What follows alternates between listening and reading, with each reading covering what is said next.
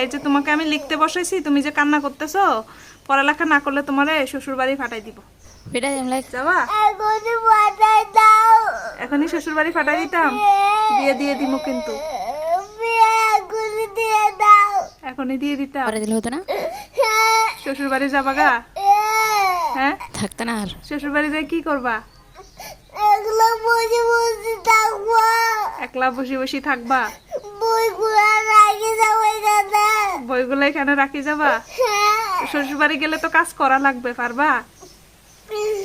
পারবো না। পারবা না? না।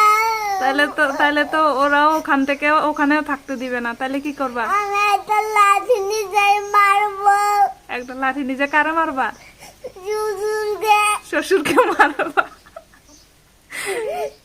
আচ্ছা, লাঠি নিয়ে যাই, শ্বশুরকে মারা লাগবে না, তুমি এইখানেই থাকবা, কিন্তু তুমি পড়ালেখা করবা, হ্যাঁ?